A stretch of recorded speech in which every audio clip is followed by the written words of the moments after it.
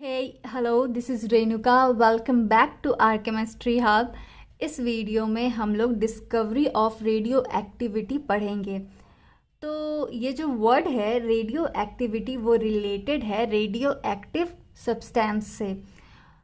तो पहले हम लोग ये देख लेते हैं ये रेडियो एक्टिव सब्सटेंस आया कहाँ से। तो एक बार एक साइंटिस्ट थे बैक्यूलर, उनके वो यूरेनियम सॉल्ट के प्रॉपर्टीज़ को स्टडी कर रहे थे। तो जब वो स्टडी कर रहे थे तब एक दिन वो यूरेनियम सॉल्ट को एक ब्लैक चार्ट पेपर में रैप करके फोटोग्राफिक प्लेट के ऊपर एक रख देते हैं और इसको फोटोग्राफिक प्लेट के ऊपर रख देते हैं और इसको ड्रॉअर के अंदर डाल देते हैं।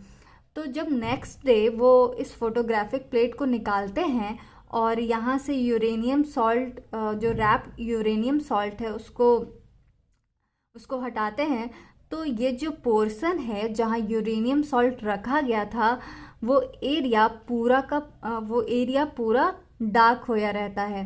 तब बैक्यूलर के दिमाग में बहुत सारा क्वेश्चंस आ रहा था, बहुत सारा क्वेश्चंस अराइज हो रहा था। तो उस समय बैक्यूलर के दिमाग में एक और बात आ रहा था, अगर ये फोटोग्राफिक प्लेट को वो किसी लाइट सोर्स के सामने नहीं रखे, सनलाइट के सामने नहीं रखे थे, ड्रॉअर में रखे थे जहाँ कोई लाइट का सोर्स नहीं था, वो पूरा डार्क था, तो ये फोटोग्राफिक प्लेट डार्क कैसे हुआ। तो बहुत सोचने के बाद उनको ऐसा लगा शायद ये जो यूरेनियम सॉल्ट है इससे जो भी रेडिएशंस निकल रहा है वो बहुत हाई एनर्जी वाला रेडिएशंस होगा, तभी तो वो ब्लैक चार्ट पेपर को क्रॉस करके मिरर को अफेक्ट कर रहा है। अगर हाई एनर्जी रेडिएशंस नहीं होता तो वो ब्लैक चार्ट पेपर को पेनिट्रेट करके इस एरिया को डार्क नहीं कर पाता। तो उस समय उनको ये जानना था इससे जो भी रेडिएशंस निकल रहा है वो किस तरह का रेडिएशन है। तो इस चीज़ को क्लियर करने के लिए तब उनके द्वारा एक एक्सपेरिमेंट परफॉर्म किया गया था, और जो भी ऐसा यूरेनियम सॉल्ट के जैसा जो भी एलिमेंट, जो भी सब्सटेंस होता है जो मिरर को डार्क कर दे या चार्ट पेपर को पेनिट्रेट करके मिरर को अफेक्ट कर दे, वैसे सब्सटेंस को तब रेडियो एक्टिव सब्सटेंस बोला गया। तो एक्सपेरिमेंट के लिए एक रेडियो एक्टिव सब्सटेंस लिया गया और तब उस समय बैक्यूलर के दिमाग में ये बात चल रहा था कि मे बी इससे जो भी रेडिएशंस निकलता है वो बहुत हाई एनर्जी वाला रेडिएशंस है। अगर हम लोग एक्सपेरिमेंट करेंगे तो मे बी इससे जो भी रेडिएशंस निकले वो हमारे बॉडी को हार्म पहुंचा सकता है। तो इसलिए इसको ऐसे लीड ब्लॉक से कवर किया गया 3 साइड से। तो लीड ब्लॉक से कवर करने के पीछे रीज़न ये था कि लीड ब्लॉक बहुत डेंस होता है, मतलब लीड में जो भी एटम्स होता है वो एक दूसरे के बहुत क्लोज होता है, और इसलिए जो भी रेडिएशंस होता है वो लीड को पेनिट्रेट नहीं कर पाता है, उसको क्रॉस नहीं कर पाता है। इसलिए यहाँ पे लीड ब्लॉक लगाया गया ताकि जो भी वहाँ पे इंसान है उसके शरीर को कोई नुकसान ना पहुँचे।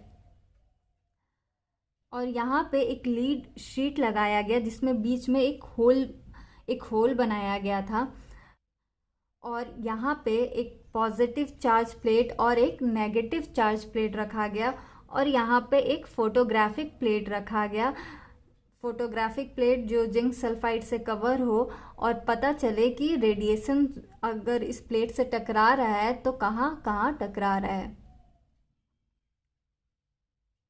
तो जब इस रेडियो एक्टिव सब्सटेंस से रेडिएशंस निकल रहा था उसमें से कुछ रेडिएशंस इस नेगेटिव प्लेट के तरफ डिफ्लेक्ट हो रहा था, और कुछ रेडिएशंस इस पॉजिटिव प्लेट के तरफ डिफ्लेक्ट हो रहा था, और कुछ रेडिएशन बिल्कुल स्ट्रेट जा रहा था। तो तब ये कंक्लूज़न निकला जो भी रेडिएशंस नेगेटिव प्लेट के तरफ जा रहा है, उस रेडिएशन में जो भी पार्टिकल होगा वो पॉजिटिवली चार्ज्ड पार्टिकल होगा। और जो पॉजिटिव प्लेट के तरफ डिफ्लेक्ट हो रहा है रेडिएशंस, उसमें जो भी पार्टिकल होगा वो नेगेटिवली चार्ज पार्टिकल होगा। तो जो पॉजिटिव प्लेट के तरफ रेज डिफ्लेक्ट हो रहा है, जिसमें जो नेगेटिव प्लेट के तरफ रेज डिफ्लेक्ट हो रहा है जिसमें पॉजिटिव पार्टिकल्स था, उस रेज को नाम दिया गया अल्फा रेज। और जो पॉजिटिव प्लेट के तरफ डिफ्लेक्ट हो रहा था जिसमें नेगेटिव पार्टिकल था, वैसे रेज को नाम दिया गया बीटा रेज। और जो भी रेज स्ट्रेट लाइन में ट्रैवल कर रहा था उसको नाम दिया गया गामा रेज। और जो स्ट्रेट लाइन में ट्रैवल कर रहा था उस रेज में जो भी पार्टिकल था वो न्यूट्रल था, उसमें कोई भी चार्ज नहीं था, ना तो वो नेगेटिवली चार्ज पार्टिकल था ना तो पॉजिटिवली चार्ज पार्टिकल था, वो एक न्यूट्रल पार्टिकल था। इसलिए वो स्ट्रेट लाइन में ट्रैवल कर रहा था और उसको नाम दिया गया गामा रेज। तो इस एक्सपेरिमेंट से ये पता चला रेडियो एक्टिव सब्सटेंस से जो भी रेज निकल रहा है वो 3 तरीके का रेज है, एक अल्फा रेज, दूसरा बीटा रेज और तीसरा गामा रेज। तो फिर इन तीनों तरीके के रेज को लेकर रिसर्च किया गया, तब फिर पता चला ये रेज बहुत हार्मफुल है, इतना हार्मफुल है अगर हम इन रेज के कांटेक्ट में आते हैं तो मे भी हम लोगों को कैंसर हो सकता है। हम लोग अगर कभी भी आप लोगों का एक्सरे हुआ होगा तो आप लोग एक चीज़ नोटिस किए होंगे, जो आप लोगों का एक्सरे करता है वो एक बोर्ड के पीछे खड़ा रहता है और वो जो बोर्ड होता है वो लीड का बना रहता है, ताकि जो भी एक्सरे से रेज निकल रहा है वो रेज उसके बॉडी को हार्म ना करे। तो एक्सरे से हमारे शरीर में जो भी प्रॉब्लम है वो पता तो चल जाता है, लेकिन उस एक्सरे के वजह से हमारे शरीर को और भी नुकसान होता है। तो हम लोग ये ट्राई कर सकते हैं, हम लोग ऐसा कुछ ना करें जिससे हम लोगों को एक्सरे करवाना पड़े, क्योंकि ये जो एक्सरेज होता है, सीटी स्कैन होता है, इन सब से जो भी रेज निकलता है वो बहुत हार्मफुल होता है, बहुत ज़्यादा हार्मफुल होता है।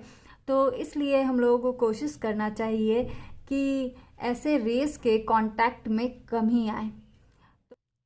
तो आज के लिए बस इतना ही। Thank you for watching this video.